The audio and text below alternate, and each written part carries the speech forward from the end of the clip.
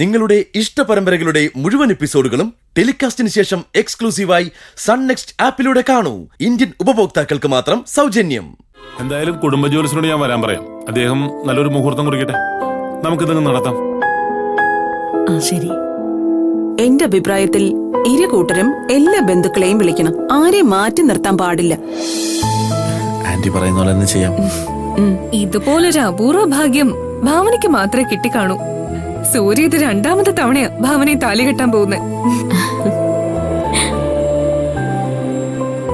എന്റെ മനസ്സ് പറയുന്നു, കല്യാണത്തിന് മുൻപ് ഭാവന വീൽചെയറിൽ നിന്നും എണീക്കും. സ്വയം നടന്ന് തന്നെ കല്യാണ പെണ്ണായി സൂര്യയ്ക്ക് മാല ചാർത്തും. നിന്റെ നാവ് പൊന്നായിരിക്കട്ടെ, അല്ലേ ഭാവന? ആന്റിയോട് എനിക്കൊരു റിക്വസ്റ്റ് ഉണ്ട്. എന്താണെങ്കിലും പറഞ്ഞു. ഇപ്പോഴാവുമ്പോ ഞാനത് സന്തോഷത്തോടെ സ്വീകരിക്കും. മാനസയെ ഇങ്ങനെ വിട്ടാ പറ്റില്ല. ആന്റി തന്നെ മുൻകൈ എടുത്ത് നല്ലൊരാളെ കണ്ടെത്തി നമുക്ക് ഇവളുടെ കല്യാണം നടത്തണം. മോളി പറഞ്ഞൊരു നല്ല കാര്യ. ഇനി ഇവളെ ഇങ്ങനെ വിട്ടാ പറ്റില്ല. അത് ശരി. എല്ലാരും കൂടെ എന്നെ ഒതുക്കാൻ നോക്കല്ലേ? എപ്പോഴാണേലും ഒരു കല്യാണം വേണ്ടേ? പക്ഷേ എനിക്ക് ഇനിയും പക്വതയായിട്ടില്ല സേതുവേട്ടാ. ബെസ്റ്റ്. ഇവിടെ എല്ലാവർക്കും ക്ലാസ് എടുക്കുന്ന ആളാ പക്വതയായിട്ടില്ല. എന്തായാലും ഭാവന പറഞ്ഞത് ഞാൻ സീരിയസ് ആയിട്ട് തന്നെ എടുക്കുന്നു. നമുക്ക് ആലോചിച്ച് എന്താ വേണ്ടെന്ന് വെച്ചാ ചെയ്യാം. ആദ്യം ഭാവനയുടെയും സൂര്യയുടെയും കല്യാണം നടക്കട്ടെ ആന്റി. എനിക്കിനി സമയം ധാരാളം ഉണ്ട്. മാനസിക്ക് താല്പര്യമുണ്ടെന്നുള്ളത് മനസ്സിലായല്ലോ. അതെ ദേവേട്ട, ആദ്യം ഇവരുടെ കാര്യം കഴിയട്ടെ. അല്ല, അപ്പൊ പിന്നെ ബാക്കി കാര്യങ്ങളൊക്കെ തീരുമാനിക്കണ്ടേ? ആദ്യം മുഹൂർത്തം നോക്കട്ടെ സേതു, എന്നിട്ട് നമുക്കിരിക്കാം. ശരിയാങ്ങളെ. സത്യം പറഞ്ഞ ഇപ്പോഴാ കാര്യങ്ങൾക്കൊരു തീരുമാനമായത്. ഇനി ഞാൻ നോക്കിക്കോളാം. ആന്റിയുടെ തല അപാരം തന്നെ. എല്ലാവരെയും ഒരുമിച്ച് പറ്റിക്കാൻ ആന്റിയെ കൊണ്ട് മാത്രമേ പറ്റൂ.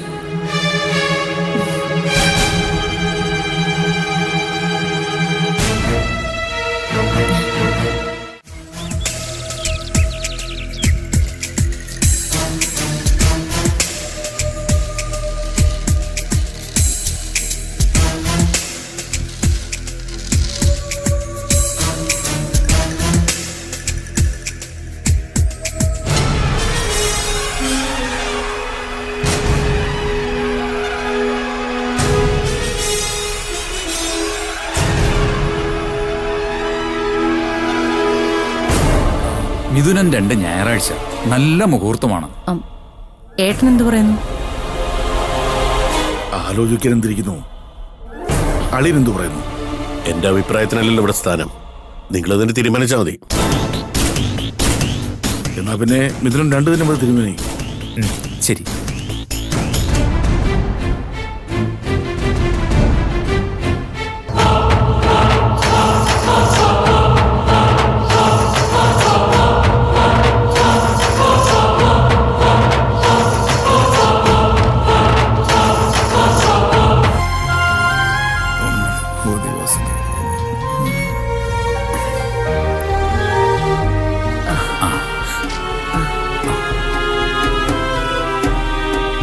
മിഥുനം 2 വളരെ നല്ല ദിവസമാണ്.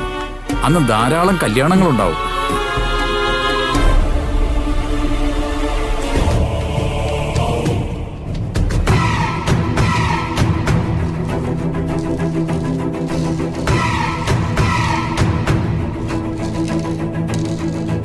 എന്നാ ഞാൻ ഇറങ്ങട്ടെ. ശരി തിരുമേനി. അന്ന് ധാരാളം കല്യാണം ഉണ്ടെങ്കിലേ ഇപ്പോഴേ മണ്ഡപം ബുക്ക് ചെയ്യണം. എന്താളിയാ? അതെ, എന്തായാലും കല്യാണം തീരുമാനിച്ചില്ലേ, ഇനിയൊന്നും പിന്നത്തേക്ക് വെക്കേണ്ട കാര്യമില്ലല്ലോ. പ്രതാപേട്ടൻ എന്താ ഒരു താല്പര്യക്കുറവ് പോലെ? മുഹൂർത്തം കുറിച്ചത് ഇഷ്ടപ്പെട്ടില്ലേ? എന്റെ ഇഷ്ടാനിഷ്ടങ്ങൾക്കല്ലല്ലോ ഇവിടെ കാര്യം. നമുക്കൊരു മകനുണ്ടെന്നുള്ള കാര്യം നീ മറന്നു. ആ ഒരു വിഷമം എനിക്കുണ്ട്. അതിന് ഞാനല്ലല്ലോ അവനെ മാറ്റി നിർത്തിയത്, അവനല്ലേ മാറി നിൽക്കുന്നത്. വേണ്ട ബേ, അതിനെക്കുറിച്ച് ഇനിയൊന്നും നമ്മൾ സംസാരിക്കണ്ട. എന്നാ എനിക്കും അത് തന്നെയാ പറയാനുള്ളത്. അവന് മനസ്സുണ്ടെങ്കിൽ വരട്ടെ. അവൻ വന്നാലും വന്നില്ലെങ്കിലും ഞാൻ ഈ കല്യാണം നടത്തും. നീ തലമറന്ന് എണ്ണ തേക്കരുത്. ഒടുവിൽ നീ തന്നെ ദുഃഖിക്കേണ്ടി വരും. എന്നും നിന്നോടൊപ്പം നിന്റെ ഏട്ടനുണ്ടാവുന്നുള്ള വിശ്വാസം നിനക്ക് വേണ്ട. അളിയനെന്താ അങ്ങനെ പറഞ്ഞേ? ഞാൻ പിന്നെ എവിടെ പോവാനാ? ഏട്ടനൊന്നും മിണ്ടാതിരിക്കേട്ടാ. ഇതൊക്കെ അരുന്ധതിയുടെ കല്യാണം ഞാൻ ഉറപ്പിച്ചതിന്റെ ദേഷ്യത്തിൽ പറയുന്നതാ. അല്ലെന്ന് പ്രതാപേട്ടൻ പറയട്ടെ. അതെ, അങ്ങനെ തന്നെയാണെന്ന് കൂട്ടിക്കോ. പഠിക്കേണ്ട പെണ്ണിനെ പിടിച്ച് കെട്ടിച്ചു വിടുമ്പോ ഒന്നും പറഞ്ഞിട്ട് കാര്യമില്ല. അവള് മര്യാദയ്ക്ക് പഠിച്ചിരുന്നെങ്കിൽ ഞങ്ങൾ ഇങ്ങനെ തീരുമാനം എടുക്കില്ലായിരുന്നല്ലോ. അവൾക്ക് ആ ഭരത്തിനെയാണ് ഞാൻ കല്യാണച്ചെക്കനായിട്ട് തെരഞ്ഞെടുത്തതെങ്കിൽ പ്രതാപേട്ടന്റെ മുഖത്ത് ഒരല്പം തെളിച്ചു വന്നേനെ. വെറുതെ ഓരോന്ന് വിളിച്ചു പറയലമ്പേ. എപ്പോഴെങ്കിലും ഞാനങ്ങനെ പറഞ്ഞിട്ടുണ്ടോ? പറയണ്ടല്ലോ, ഇതുപോലെ പ്രവർത്തിച്ചു കാണിച്ച പോരെ. ഒരു മോനുള്ളത് അവന്റെ ഇഷ്ടത്തിന് പോയി. ഇനി അരുന്ധതി കൂടി തന്നിഷ്ടം കാണിക്കാൻ ഞാൻ അനുവദിക്കില്ല. അളിനിപ്പോ കാര്യങ്ങളൊക്കെ മനസ്സിലായിട്ടോ? അളിയ, അരുന്ധതി കെട്ടാൻ പോകുന്ന പയ്യനെ അത്ര നിസ്സാരപ്പെട്ട പയ്യനൊന്നുമില്ല. നല്ല ഒന്നാന്തര തറവാട്ടുകാരാ. ഒരിക്കലും അരുന്ധതി കഷ്ടപ്പെടേണ്ടി വരില്ല. അല്ലെങ്കിൽ അളിയൊന്ന് അന്വേഷിച്ചു നോക്കിയേ. അതിനൊന്നും പ്രതാപേട്ടന് നേരമില്ല ഏട്ടാ. നമുക്ക് നമ്മുടെ കാര്യം നോക്കാം. ഏട്ടൻ എത്രയും വേഗം മണ്ഡപം ബുക്ക് ചെയ്യാനുള്ള ഏർപ്പാടുണ്ടാക്ക്. അതൊക്കെ ഞാൻ ചെയ്തോളാം. ബാക്കി കാര്യങ്ങൾ എന്താണെന്ന് വെച്ചാൽ ആലോചിക്കുക.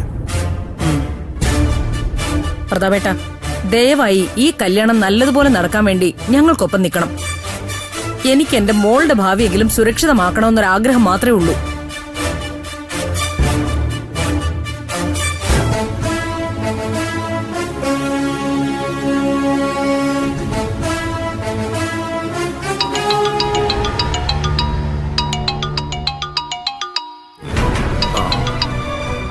ഹലോ ജയധർമ്മലേ.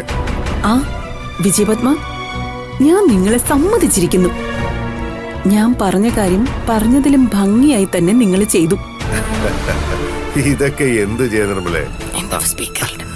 നമ്മളോട് കളിച്ചാൽ നമ്മൾ കളി പഠിപ്പിക്കും. ആരും ഒരിക്കലും പ്രതീക്ഷിക്കാത്തതാ നടന്നത്. സൂര്യക്കും ഭാവനയ്ക്കും എന്താ ചെയ്യേണ്ടെന്ന് പോലും അറിയില്ലായിരുന്നു. അല്ല, അടുത്ത പ്ലാൻ എന്താന്ന് പറ ജയേ. ഗായത്രി സേതുവും വന്നിരുന്നു. വന്നതിൽ ഹാപ്പിയായിട്ടാ അവര് പോയത്. ഭാവനയുടെയും സൂര്യയുടെയും വിവാഹം നടത്താന്ന് പറഞ്ഞപ്പോ അവർക്ക് 100 സമ്മതം. അതെ, സത്യം പറഞ്ഞ ജയനിർമ്മലയുടെ പ്ലാൻ എന്താണെന്ന് ഇതുവരെ പറഞ്ഞില്ല. സമാധാനപ്പെട്. ഞാൻ ഉദ്ദേശിച്ച രീതിയിൽ തന്നെയാ കാര്യങ്ങൾ പോകുന്നെങ്കിൽ നടക്കാൻ പോകുന്നത് സൂര്യയുടെയും ഭാവനയുടെയും കല്യാണമായിരിക്കും. അതെ, ഇത് ഞാൻ എപ്പോഴും പറയുന്ന പോലെ അല്ല. എന്റെ ലാസ്റ്റ് പ്ലേ ആയത്. ഇതിൽ ഞാൻ വീണു പോയാ ഇനി എനിക്കൊരു അവസരം കിട്ടില്ല. അല്ല, അപ്പൊ ജയനിർമ്മലയ്ക്ക് അത്രയ്ക്ക് വിശ്വാസം ഉണ്ടല്ലേ? അതെ, വ്യക്തമായ പ്ലാനിങ്ങോടെയും കണക്ക് കൂട്ടലോടെയുമാ ഇനി എന്റെ കളി. അല്ലാതെ കൊല്ലലും തല്ലലും ഒക്കെ ഞാൻ അങ്ങ് നിർത്തി. ഇത് കേട്ടപ്പം ഞങ്ങൾക്കും ചെറിയ പ്രതീക്ഷയൊക്കെ തോന്നുന്നുണ്ട്. ആ, നിങ്ങളിനി കാണാൻ പോകുന്നതേ ജയനിർമ്മലയുടെ 2020യാ. അതെനിക്ക് ഇഷ്ടപ്പെട്ടു. 2020 ആയാലും 50-50 ആയാലും ഞങ്ങൾക്ക് കളി കണ്ടാ മതി.